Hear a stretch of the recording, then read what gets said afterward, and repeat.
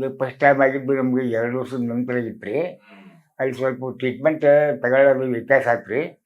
ಮತ್ತೆ ಇದು ಆಯ್ತು. ಅವಾಗ ಈ ಪುನರ್ಜನ್ಮ ಅಂತ ಹೇಳಿ ಈಗ ಮೊಬೈಲ್ನಾಗ ನೋಡಿದ್ವಿ ರೀ. ಇಲ್ಲಿ ಹೋದ್ರೆ ಆರಾಮಾಕತಿ ಅಂತ ಹೇಳಿದ್ರಿ. ಆ ಉದ್ದೇಶಕ್ಕೆ ನಾವೀಗ ಇಲ್ಲೇ ಬಂದವ್ರಿ. ಅವರು ಇಲ್ಲೇ ಒಂಚೂರು ಗಡ್ಡೆ ಆಗಿತ್ತು ರೀ ಅದು. ಅದನ್ನ ಟೆಸ್ಟ್ ಮಾಡಿ ಇಲ್ಲಿ ಬೆಂಗಳೂರು ಟೆಸ್ಟಿಗೆ ಕಳಿಸಿ ಕ್ಯಾನ್ಸರ್ ಅಂತ ಹೇಳಿ ಅಲ್ಲಿ ಕ್ಯಾನ್ಸರ್ ಆಸ್ಪತ್ರೆ ಐತ್ರಿ ಹುಬ್ಳ್ಯಾಗ, ಅಲ್ಲಿ ಕಳ್ಸಿದ್ರಿ. ಅವ್ರು ಕಿಮೋ ಮಾಡಿ ರೇಡಿಯೇಷನ್ ಮಾಡಿದ್ರಿ. ರೇಡಿಯೇಷನ್ 10 ತಗೊಂಡ್ರಿ, 33 ಹೇಳಿದ್ರಿ ಅವರು. ಒಂದೇ ಕಿಮೋಕ್ಕೆ ಅದು ಗಡ್ಡೆ ಕರಿಗೆ ಹೋಗಿಬಿಟ್ರಿ. ಅದ್ರ ಸಲುವಾಗಿ ನಾವು 33 ಕಿಮೋ ಬೇಡ, ಎಲ್ಲ ಗಂಟ್ಲ ಇದು ಆಕೈತಿ ಅಂತ ಅಂದ್ವಿ. ಅವಾಗ ಕಿಮೋ ಮಾಡಿದಾಗ ತಲೆಪಲಿಗೆಲ್ಲ ಕೂದಲೆಲ್ಲ ಉದುರಿದ್ರಿ. ಈಗ ಮತ್ತೆ ಅಲ್ಲಿ ಬಿಟ್ಟು ಬಂದು ಮತ್ತೆ ಈಗ ಇಂಪ್ರೂವ್ ಆಗಿತ್ತು. ಬೀಡಿ, ಸಿಗರೇಟು, ಸೆರೆಬು ಎಲ್ಲ ಇತ್ತು ಚಟ.